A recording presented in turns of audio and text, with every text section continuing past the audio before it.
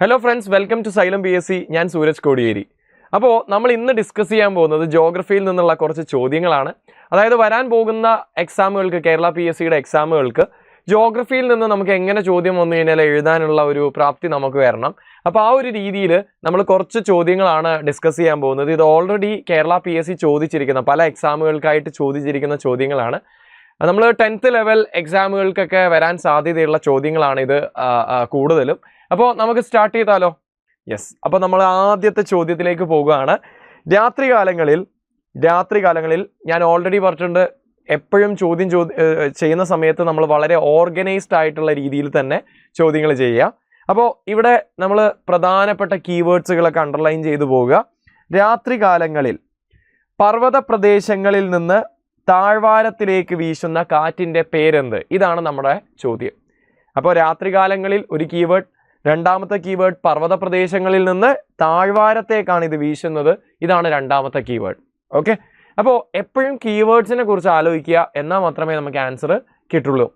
അപ്പോൾ എപ്പോഴും ഒരു കാര്യം, നിങ്ങൾ കാറ്റുമായി ബന്ധപ്പെട്ട എന്ത് ചോദ്യം പഠിക്കുമ്പോഴാണെങ്കിലും, അത് ക്വസ്റ്റ്യൻ പേപ്പറിൽ നമ്മൾ കാറ്റിനെ കുറിച്ചുള്ള ചോദ്യങ്ങൾ ചെയ്യുമ്പോഴാണെങ്കിലും ഒരു കാര്യം മനസ്സിലാക്കുക. കാറ്റ് എന്ന് പറയുന്നത്, കാറ്റ് എപ്പോഴും ഉയർന്ന മർദ്ദമുള്ള മേഖലയിൽ നിന്ന് താഴ്ന്ന മർദ്ദ മേഖലയിലേക്ക് സഞ്ചരിക്കുന്ന വായുവിനെ വിളിക്കുന്ന പേരാണ്. ഇനി ഒന്നാമത്തെ കോൺസെപ്റ്റ് അതാണ്. കാറ്റ് എന്ന് പറഞ്ഞു കഴിഞ്ഞാൽ ഉയർന്ന മർദ്ദമേഖലയിൽ നിന്ന് താഴ്ന്ന അല്ലെങ്കിൽ ന്യൂനമർദ്ദ മേഖലയിലേക്ക്, ഉച്ചമർദ്ദത്തിൽ നിന്ന് ന്യൂനമർദ്ദത്തിലേക്ക്, ഹൈ പ്രഷറിന് ലോ പ്രഷറിലേക്ക് സഞ്ചരിക്കുന്ന, തിരശ്ചീനമായി സഞ്ചരിക്കുന്ന, ഹൊറിസോണ്ടലായിട്ട് മൂവ് ചെയ്യുന്ന എയറിനെ, വായുവിനെ വിളിക്കുന്ന പേരാണ് കാറ്റ്. ഓക്കെ. ഇനി കാറ്റിനെങ്ങനെയാ പേരിടുക? കാറ്റിനെങ്ങനെയാണ് നമ്മൾ പേരിടുന്നത്? കാറ്റിന് പേരിടുന്നത് ഇത്രയേ ഉള്ളൂ.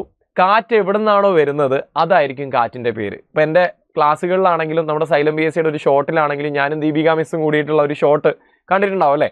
അപ്പോൾ അതിലാണെങ്കിലും നമ്മൾ പറഞ്ഞിട്ടുണ്ട്, കാറ്റിന് എപ്പോഴും പേരിടുന്നത് കാറ്റ് എവിടെ നിന്നാണോ വരുന്നത് അതായിരിക്കും കാറ്റിൻ്റെ പേര്. കാറ്റ് വരുന്നത് കടലിൽ നിന്നാണെങ്കിൽ കടൽക്കാറ്റ്, കാറ്റ് വരുന്നത് പടിഞ്ഞാറ് നിന്നാണെങ്കിൽ പടിഞ്ഞാറൻ കാറ്റ്, വെസ്റ്റ് നിന്ന് വരുന്ന കാറ്റിനെ വെസ്റ്റർലീസ്, ഈസ്റ്റ് നിന്ന് വരുന്ന കാറ്റിനെ ഈസ്റ്റർലീസ്.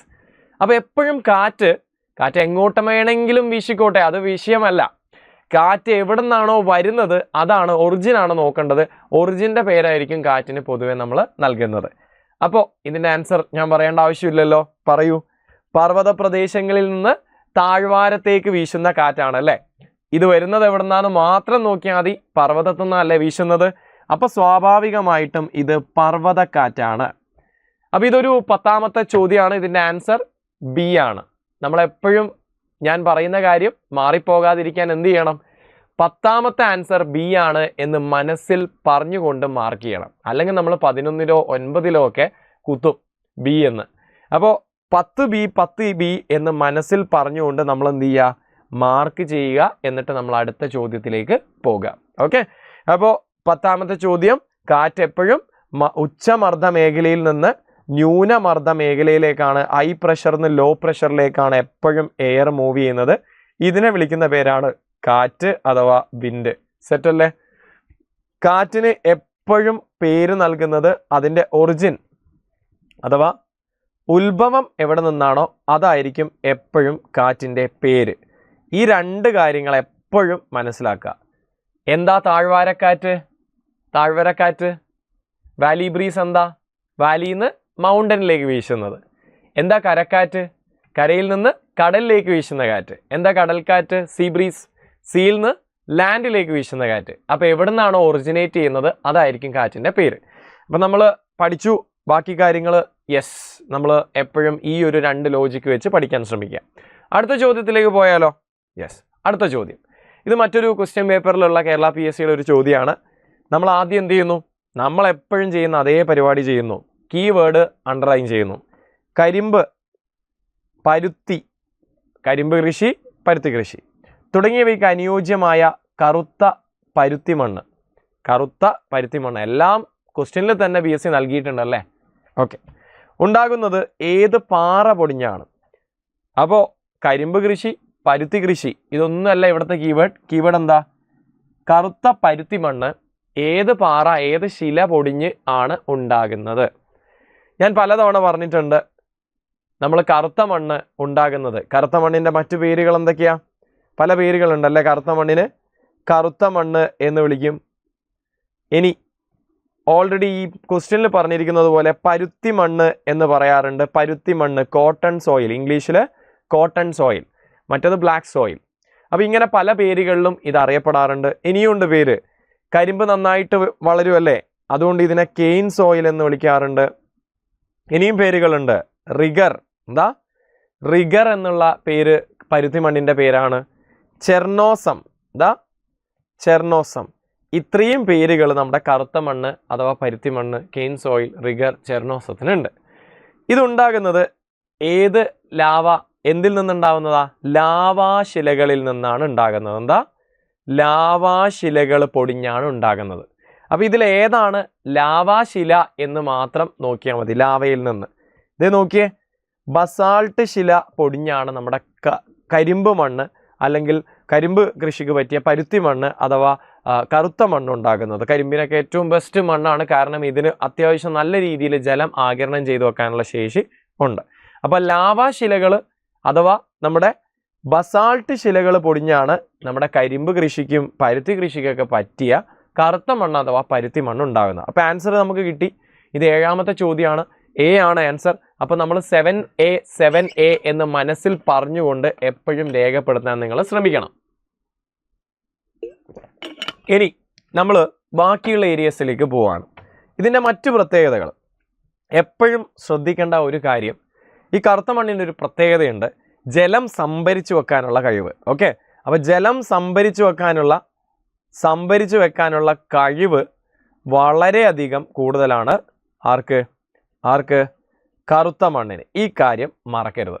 അതുകൊണ്ടല്ലേ കരിമ്പൊക്കെ അവിടെ നന്നായിട്ട് കൃഷി നടക്കുന്നത്. കരിമ്പിന് അത്യാവശ്യം നല്ല രീതിയിൽ വെള്ളം വേണ്ടേ? കരിമ്പ് പിഴിഞ്ഞ ജ്യൂസ് അല്ലേ, കരിമ്പ് ജ്യൂസ് അല്ലേ?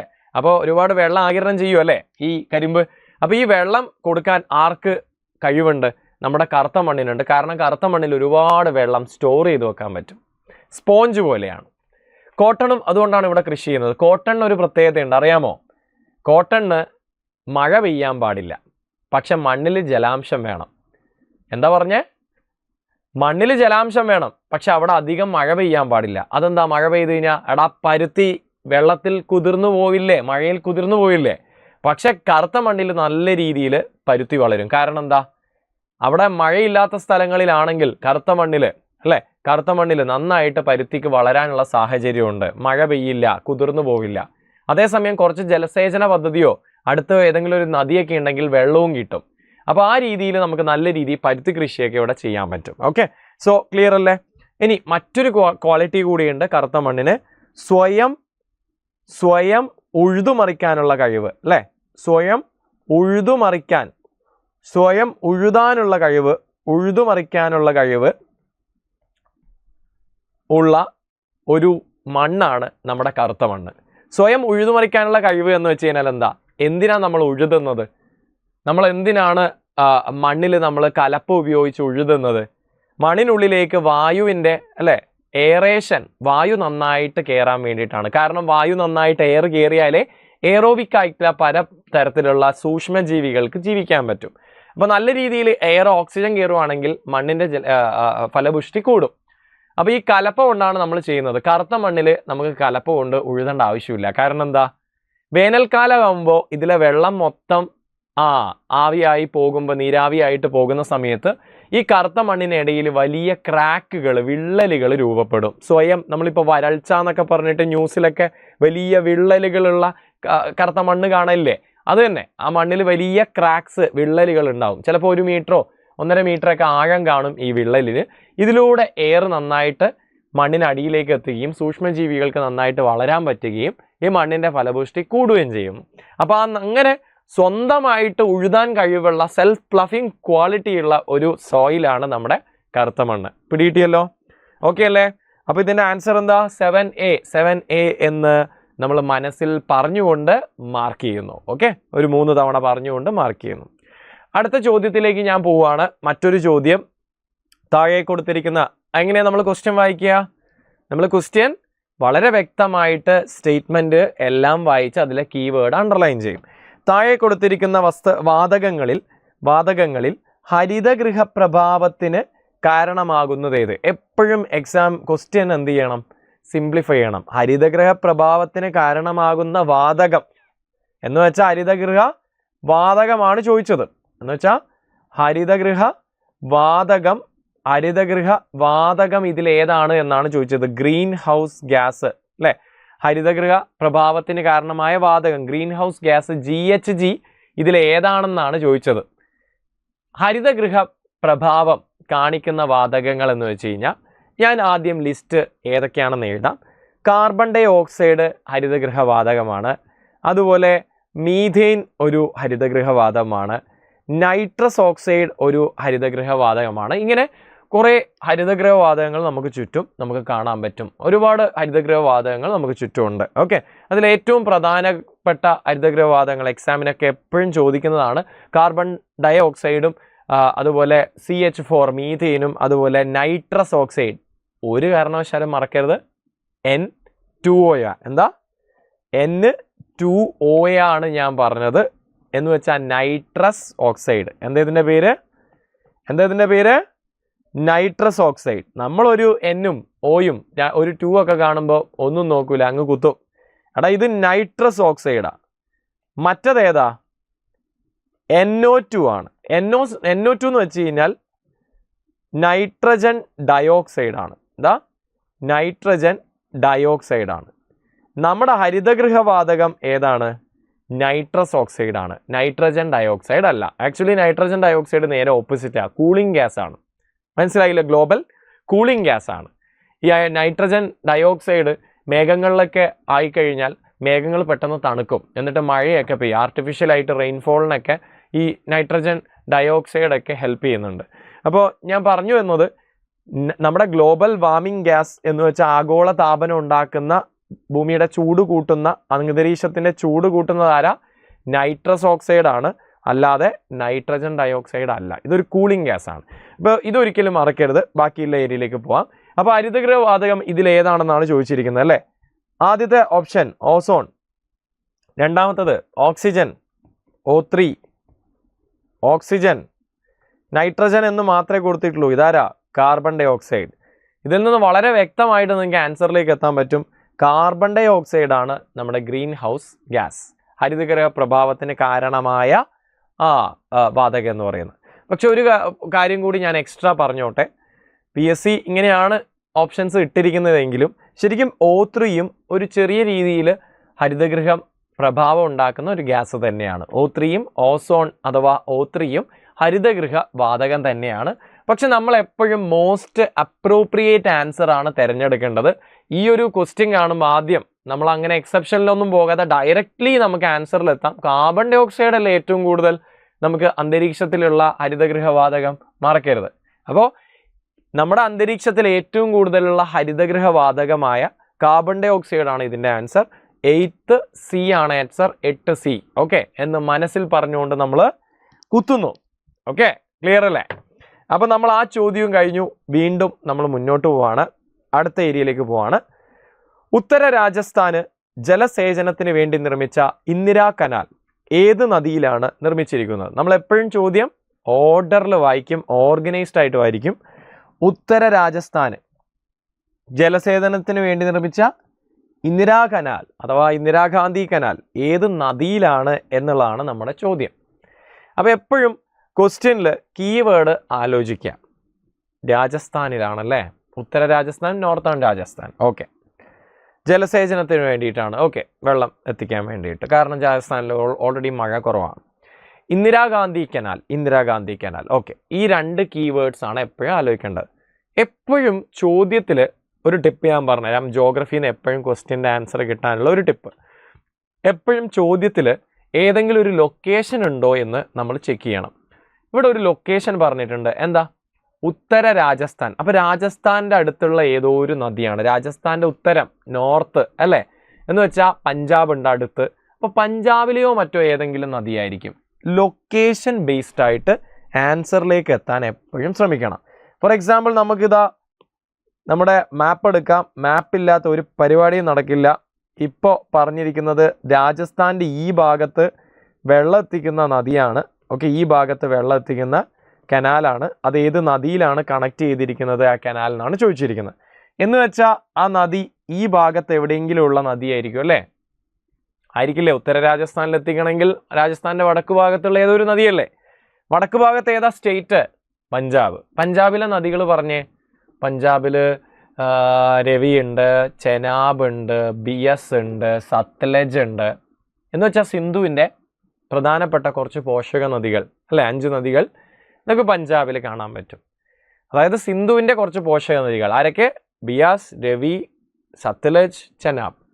ജലം കുറച്ചുകൂടി മേളിലാണ്, ചെനാബും അല്പം കുറച്ചുകൂടി വടക്കാണ്. ഏറ്റവും തെക്ക് ഭാഗത്ത് കാണുന്നത് ബിയസും സത്ലജുമാണ്. സിന്ധുവിൻ്റെ ഏറ്റവും സൗത്തുള്ള റിവർ ആയിരിക്കില്ലേ രാജസ്ഥാൻ്റെ ഏറ്റവും അടുത്തുള്ളത്? സിന്ധുവിൻ്റെ ഏറ്റവും സദേൺ മോസ്റ്റ് ട്രിബ്യൂട്ടറി, ഏറ്റവും തെക്കേ അറ്റത്തുള്ള പോഷക നദി ആയിരിക്കില്ലേ അപ്പോൾ രാജസ്ഥാന് വെള്ളം കൊടുക്കുന്നത്? അല്ലാതെ ഇപ്പോൾ ജലം നദി കാശ്മീരിലൂടെ ഒഴുകുന്നത്, ഇവിടുന്നേ ഇങ്ങോട്ടേക്ക് കനാല് കൊണ്ടുവരേണ്ട ആവശ്യമുണ്ടോ? വേണ്ട. ഏറ്റവും തെക്കുള്ള റിവർ എന്ന് പറയുന്നത് ഈ നദിയാണ്. ഈ നദിയാണ് സിന്ധുവിൻ്റെ ഏറ്റവും തെക്കുള്ള പോഷക നദി. ആരാത്? അതാണ് നമ്മുടെ സത്ലജ്. ഏറ്റവും south Sutlej, south Sutlej, SS. എങ്ങനെയാണ്? ഇങ്ങനെയൊക്കെ ഓർത്ത് വെക്കാൻ വേണമെങ്കിൽ പറ്റും. ഓക്കെ, അപ്പോൾ സത്ലജിനെ ആയിരിക്കാം നമ്മുടെ കനാല് കണക്ട് ചെയ്തിരിക്കുന്നത്. അപ്പോൾ രാജസ്ഥാനിലേക്ക് പോകുന്ന ഈ കനാല് ആരുമായിട്ടാണ് കണക്ട് ചെയ്തിരിക്കുന്നത്? സത്ലജുമായിട്ടാണ് കണക്ട് ചെയ്തിരിക്കുന്നത്. അപ്പോൾ ഡയറക്റ്റ്ലി നമുക്ക് ആൻസറിലെത്താം, സത്ലജ്. ഞാൻ എങ്ങനെയാണ് ആൻസറിലേക്ക് എത്തിയേ? ഞാൻ വേറെ എന്തെങ്കിലും ആലോചിച്ചോ? ഇല്ല. ഞാൻ എന്താ ആലോചിച്ചേ?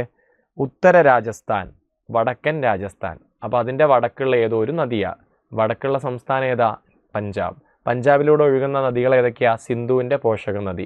സിന്ധുവിൻ്റെ പോഷക നദിയിൽ ഏറ്റവും തെക്കാരാ? സത്ലജ്. സത്ലജിലായിരിക്കും കണക്ട് ചെയ്തിട്ടുണ്ടാവുക. യെസ്. ഈ രീതിയിൽ ആൻസറിലേക്ക് വരാൻ നിങ്ങൾ എപ്പോഴും ശ്രമിക്കണം. അതായത് എപ്പോഴും നമ്മളൊരു ക്വസ്റ്റ്യൻ പേപ്പർ കിട്ടിക്കഴിഞ്ഞാൽ, ഒരു ക്വസ്റ്റ്യൻ കിട്ടിക്കഴിഞ്ഞാൽ അതിലെങ്ങനെ എളുപ്പത്തിൽ ക്വസ്റ്റ്യൻ ആൻസർ കിട്ടാമെന്ന് നമ്മൾ ശ്രമിക്കണം, ആലോചിച്ച് നോക്കണം. അപ്പോൾ മനസ്സിലായല്ലോ? ക്ലിയർ അല്ലേ? ഇതിൻ്റെ കൂടെ ഒരു കാര്യം കൂടി ഞാൻ പറയാം. ഇന്ദിരാഗാന്ധി കനാൽ അല്ലേ? ഇന്ദിരാഗാന്ധി കനാൽ ഇന്ത്യയിലെ ഏറ്റവും വലിയ കനാലാണിത്. ഓക്കെ, ഇന്ത്യയിലെ ഏറ്റവും വലിയ കനാൽ. ഓക്കെ, ഇന്ത്യയിലെ ഏറ്റവും വലിയ കനാൽ ശൃംഖലയാണിത്. കനാൽ ശൃംഖല മറക്കരുത്. ഏത് നദിയാണ് കളക്ട് ചെയ്തിരിക്കുന്നത്? ഏത് നദിയാണ് കണക്ട് ചെയ്തിരിക്കുന്നത്? നദി എന്ന് പറയുന്നത് സത്ലജ് ആണ്. ഈ കാര്യം മറക്കരുത്. ഓക്കെ, രാജസ്ഥാനിലും പഞ്ചാബിലൊക്കെ വെള്ളം എത്തിക്കുന്നത് ഈ ഇന്ദിരാഗാന്ധി കനാൽ വഴിയാണ്. സത്ലജ് ഹിമാലയത്തിൽ നിന്ന് വരുന്ന ഒരു നദിയല്ലേ? അപ്പോൾ വേനൽക്കാലത്ത് ഇതിൽ വെള്ളം കാണില്ലേ? അപ്പോൾ വേനൽക്കാലത്തും രാജസ്ഥാനിൽ വെള്ളം എത്തിക്കാൻ ഈ കനാലിന് പറ്റില്ലേ? സത്ലജ് ഹിമാലയൻ നദി ആയതുകൊണ്ട് രാജസ്ഥാനിൽ വേനൽക്കാലത്ത് പോലും വെള്ളം എത്തിക്കാൻ ഈ കനാലിന് പറ്റും. കാര്യം മനസ്സിലാക്കി പഠിക്കുക. അപ്പോൾ നമ്മൾ അത് കഴിഞ്ഞു. ഇനി അടുത്ത ചോദ്യത്തിലേക്ക് പോവുകയാണ്. പളനിമലയിൽ സ്ഥിതി ചെയ്യുന്ന ഹിൽ സ്റ്റേഷൻ ഏതാണ്? നമ്മൾ പളനിമല എന്നൊക്കെ കേൾക്കുമ്പോൾ അപ്പം തന്നെ നമ്മുടെ ആ വേൽമുരുകൻ ക്ഷേത്രമൊക്കെയാണ് ഓർമ്മ വരിക. എടാ, അത് മാത്രമല്ല, അതൊരു പളനി മലയിലെ ഒരു കുന്ന് മാത്രമാണ്. വേൽമുരുകൻ ക്ഷേത്രമൊക്കെ കാണുന്നത് തമിഴ്നാട്, നമ്മൾ ബാബാ കല്യാണി സിനിമയിലൊക്കെ കണ്ടിട്ടില്ലേ? അത് തന്നെ.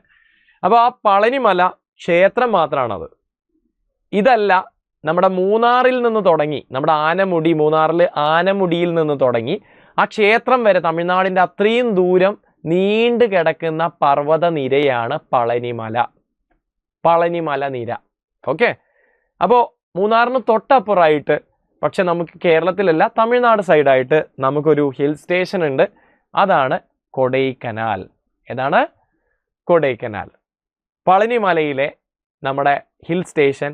ഈ ഹിൽ സ്റ്റേഷന് പല പേരുകളിൽ അറിയപ്പെടുന്നത്. കൊടൈക്കനാലിനെയാണ് നമ്മുടെ സുഖവാസ കേന്ദ്രങ്ങളുടെ എന്താ വിളിക്കുന്നത്? സുഖവാസ കേന്ദ്രങ്ങളുടെ റാണി, എന്താണ്? രാജകുമാരി. രാജകുമാരി എന്ന് വിളിക്കുന്ന സ്ഥലം. സുഖവാസ കേന്ദ്രങ്ങളുടെ രാജകുമാരി എന്ന് വിളിക്കുന്നത് നമ്മുടെ കൊടൈക്കനാലിനെയാണ്. ഞാൻ ഇവിടെ എഴുതാം. ഓക്കെ, സുഖവാസ കേന്ദ്രങ്ങളുടെ രാജകുമാരി. ഒരു കാരണവശാലും ഇനി ഈ രാജകുമാരിയെ മറന്നു പോകരുത്. സുഖവാസ കേന്ദ്രങ്ങളുടെ രാജകുമാരിയാണ് കൊടൈക്കനാൽ. ഓക്കെ, അപ്പോൾ കൊടൈക്കനാലിൽ ഈ 2 ക്വസ്റ്റ്യൻസ് ആണ് വരിക. ഒന്നിത്, 2 ഇത് സ്ഥിതി ചെയ്യുന്നത് പളനിമല നിരയിൽ. ഓക്കെ, പളനിമല നിരയിൽ. സെറ്റല്ലേ? പിടികിട്ടിയല്ലോ? ഡൗട്ട്സ് ഒന്നുമില്ലല്ലോ? രാജ്ഞി ആരാ? അപ്പം നിങ്ങളോടൊരു ഡൗട്ട് ചോദിക്കും. നമുക്ക് ചിലപ്പോൾ ഇതായിരിക്കും ക്വസ്റ്റ്യൻ വരിക. റാണി അഥവാ രാജ്ഞി ആരാ? അത് നമ്മുടെ മസൂറിയാണ്. കേരള PSC ആൻസർ അനുസരിച്ച് മസൂറിയാണ്. ഓക്കെ, മസൂറിയാണ് സുഖവാസ കേന്ദ്രങ്ങളുടെ റാണി അഥവാ രാജ്ഞി. ഈ കാര്യം മറക്കരുത്. സെറ്റല്ലേ? ഓക്കെ, നമുക്ക് എപ്പോഴും ക്വസ്റ്റ്യൻ ചെയ്യുന്ന സമയത്ത് തെറ്റായ ഓപ്ഷൻസ് എന്താണ്, എവിടെയാണ്, എന്താ അവിടുത്തെ ക്വസ്റ്റ്യൻ ഒന്ന് പഠിക്കുന്നത് നല്ലതാണ്. ഊട്ടി എവിടെയാ? നീലഗിരി കുന്നുകളിലാണ്, നീലഗിരി മലനിരകളിലാണ്. പച്മരി എവിടെയാ? സത്പുര മലനിരകളിലാണ്. മധ്യപ്രദേശിൽ സത്പുര മലനിരകളിൽ. സത്പുരയുടെ റാണിയാണ് ആര്? സത്പുരയുടെ റാണി ആണ് ആര്? നമ്മുടെ പച്മറി. ഒരു കാരണവശാലും മറക്കരുത്. ഊട്ടി നീലഗിരിയിലാണ്. നീലഗിരി ജില്ല തമിഴ്നാട്ടിലൊരു ജില്ലയാണ്. ആ ജില്ലയിലാണ് ഊട്ടി അഥവാ ഉദഗമണ്ഡലം സ്ഥിതി ചെയ്യുന്നത്. ഈ കാര്യം മറക്കരുത്. കൊടൈക്കനാൽ നമ്മൾ പറഞ്ഞു, പളഞ്ഞിമല. നമ്മുടെ ആൻസർ ഇതാണ്. 10ാമത്തതിൻ്റെ ആൻസർ B നമ്മൾ എഴുതി വെച്ചു. എന്നാൽ അബു ഹിൽസ് കൂടി പറയാം. അബു എവിടെയാ? അബു എവിടെയാ? ആരവല്ലിയിലാണ്. അർബുദാഞ്ചൽ എന്നായിരുന്നു ഈ അബുവിൻ്റെ പേര്. പിന്നീട് അർബു അഞ്ചൽ. എന്താ? അർബു അഞ്ചൽ. അഞ്ചൽ എന്ന് പറഞ്ഞാൽ എന്താ? അച്ചലം, പർവ്വതം. അപ്പോൾ അർബു പർവ്വതം. അങ്ങനെയാണ് മൗണ്ട് അബു എന്നുള്ള പേരിലേക്ക് മാറിയത്. അപ്പോൾ അബു എവിടെ സ്ഥിതി ചെയ്യുന്നത്? ആരവല്ലിയിലാണ്. ആരവല്ലിയിലെ ഒരു സുഖവാസ കേന്ദ്രമാണ്. അപ്പോൾ ഇതിലെല്ലാം ഉള്ളത് സുഖവാസ കേന്ദ്രങ്ങൾ, ഹിൽ സ്റ്റേഷൻസുകളാണ്. ഹിൽ സ്റ്റേഷൻ എന്നുള്ള ഒരു ചോദ്യം ഒരു കാരണവശാലും മിസ് ചെയ്യരുത്. ഓക്കെ, ക്ലിയർ അല്ലേ? ഡൗട്ട്സ് ഒന്നുമില്ലല്ലോ. ക്വീൻ ഓഫ് ഹിൽ സ്റ്റേഷൻ ആരാ? രാജ്ഞി. രാജ്ഞി ആരാ? രാജ്ഞി ആരാ? മസൂറിയാണ്. മസൂറി എവിടെയാ? ഉത്തരാഖണ്ഡാണ്. കൊടൈക്കനാൽ എന്താ? രാജകുമാരി എന്ന് വെച്ച് കഴിഞ്ഞാൽ എന്താ? പ്രിൻസസ്. അപ്പം നമ്മൾ ആ ചോദ്യം കഴിഞ്ഞു. നമ്മൾ അടുത്ത ചോദ്യത്തിലേക്ക് പോവാണ്.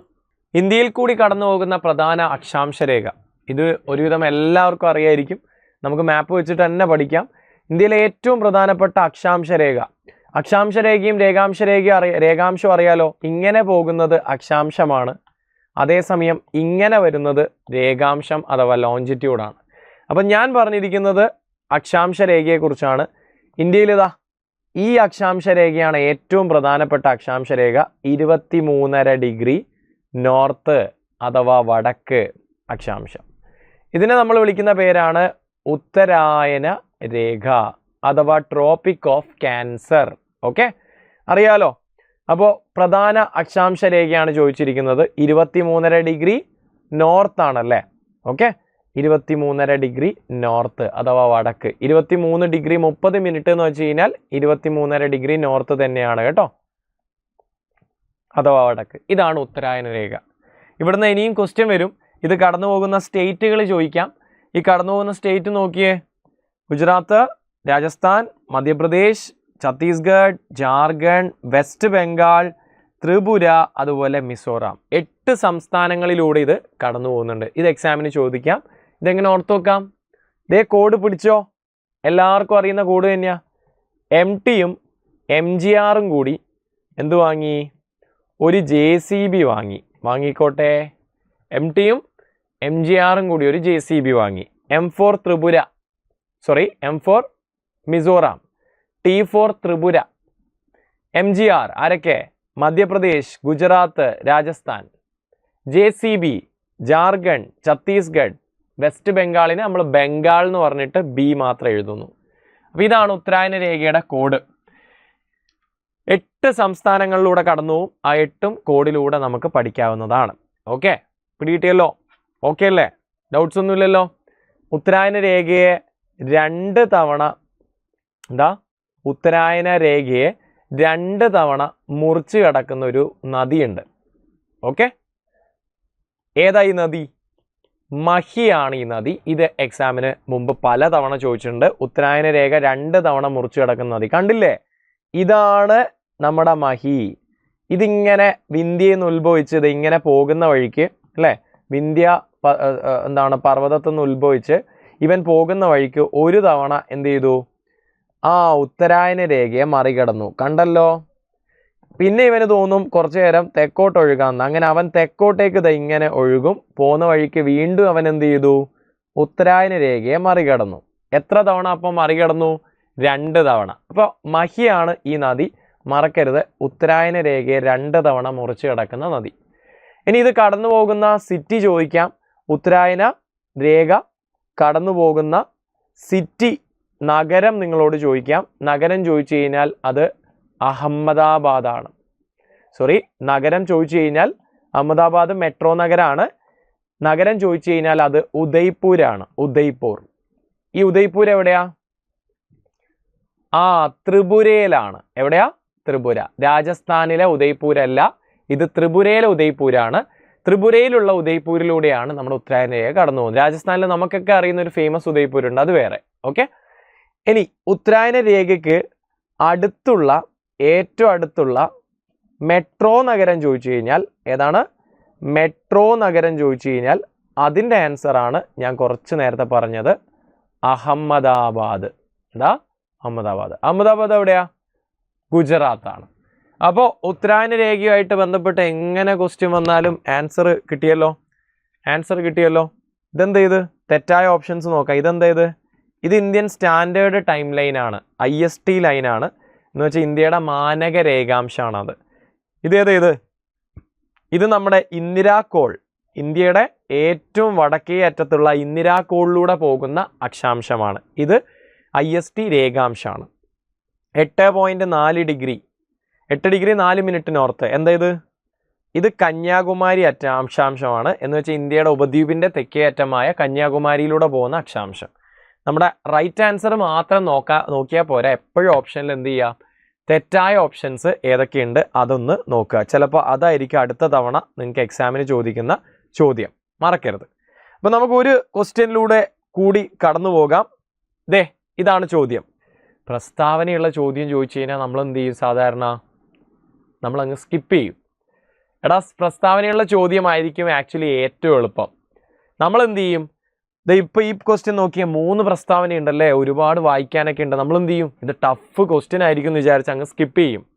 ഒരു കാരണവശാലും ചെയ്യരുത്. ഇത് സിമ്പിൾ ക്വസ്റ്റ്യൻ ആയിരിക്കും.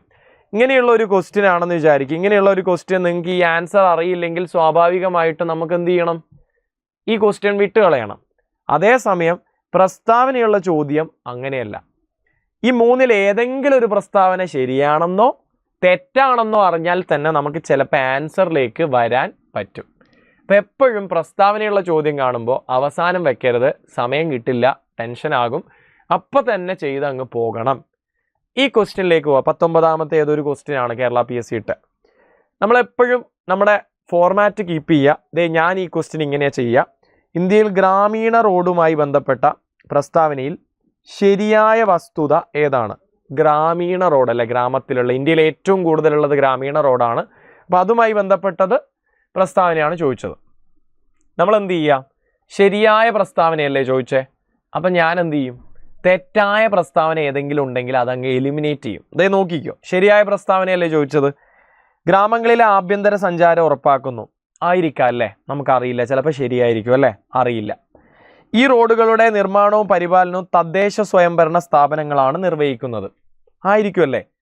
മിക്കവാറും പഞ്ചായത്തൊക്കെ തദ്ദേശ സ്വയംഭരണ സ്ഥാപനമായിരിക്കില്ലേ ഗ്രാമീണ റോഡ് ഉണ്ടാക്കുന്നത് അല്ലേ. ഗ്രാമപഞ്ചായത്തായിരിക്കില്ലേ ഗ്രാമീണ റോഡ് ഉണ്ടാക്കുന്ന? ആയിരിക്കും അല്ലേ, നമുക്കറിയില്ല. ഗ്രാമീണ റോഡ് അല്ലേ.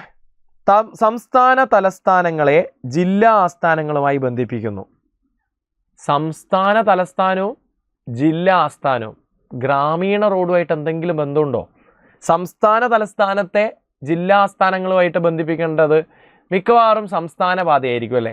അല്ലെങ്കിൽ ഒന്നുമില്ലെങ്കിൽ അതൊരു ജില്ലാ പാതയെങ്കിലും ആയിരിക്കും എന്ന് നമുക്ക് മനസ്സിൽ ഒന്ന് ഓർത്തു വെക്കാൻ പറ്റില്ല. ആലോചിച്ച് കഴിഞ്ഞാൽ കിട്ടില്ലേ. ഗ്രാമീണ റോഡുമായിട്ട് സംസ്ഥാനത്തിൻ്റെ തലസ്ഥാനവുമായിട്ട് എന്തെങ്കിലും ബന്ധമുണ്ടാവോ?